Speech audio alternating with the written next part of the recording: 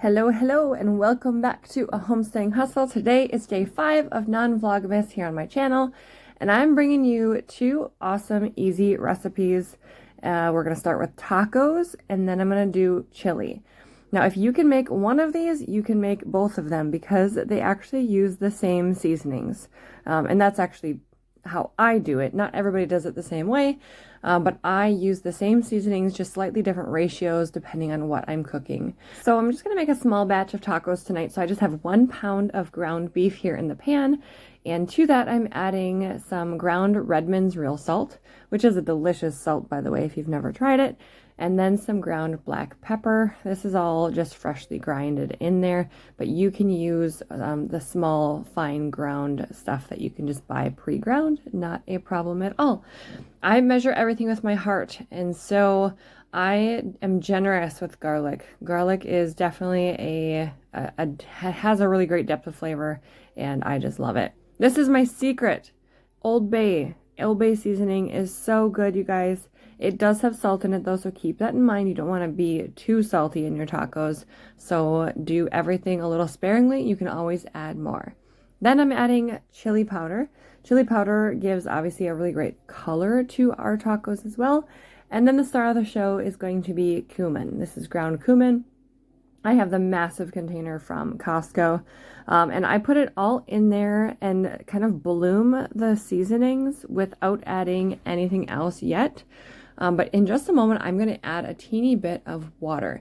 And what that does after the seasonings have kind of bloomed in the heat and onto the ground meat itself, this is going to kind of like blend it all together and create that beautiful medley of taco that we really enjoy. And you can always adjust anything to your own taste buds, which is why I don't like to give exact measurements, because I think that it is super fun to create our own recipes in the kitchen by just getting ideas from how other home cooks do it. Now I'm putting this in a crock pot because I want to use the same pan for our chili, and it will be nice to have it in the crock tonight because we do have some errands to run and we can just eat at our own leisure. So I'm going to put this hot skillet back on the stove here because we're just going to ground our other meat right in here. I'm not going to rinse it or anything. We are just going to add in like a tablespoon of butter. And I don't always add butter in before I ground up meat, but because I'm making a chili, I do like to add a little bit of extra fat. This is just, a tiny bit of extra fat. And that just helps to really kind of bring out some flavors and just keep everything really nice and full-bodied in your chili.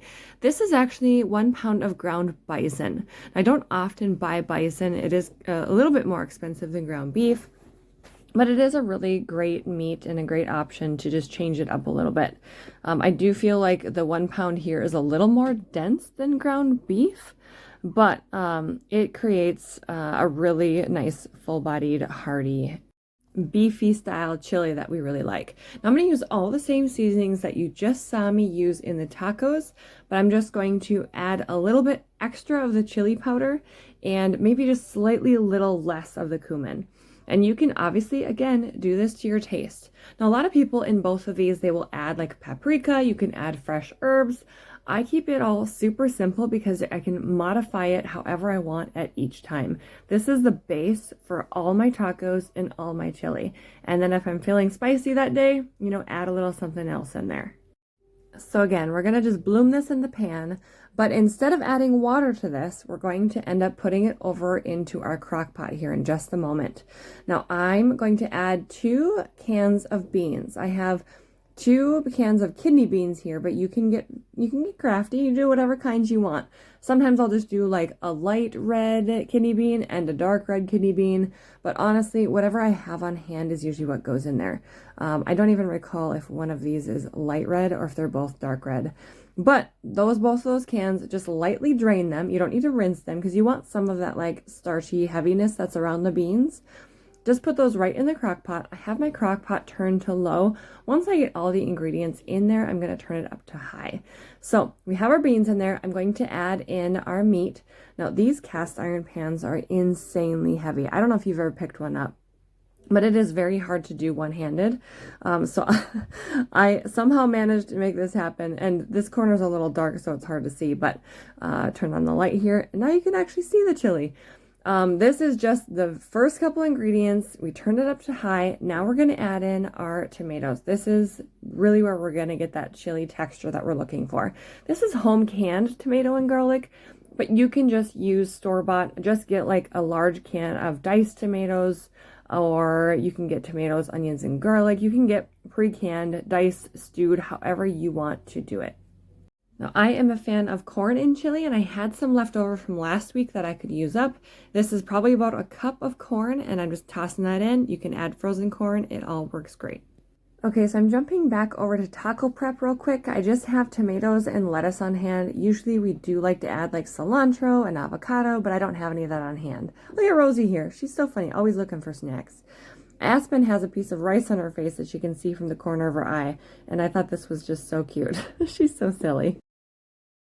So I asked my husband if I could get his hands making his taco, and I happened to capture like a second of it, but it looks like he forgot salsa on there. Who forgets salsa on their taco? Anyways, the chili is done, and I'm going to sprinkle it with some cheese and some sour cream. If you have something delicious like cilantro, put something green on top. It's the bomb.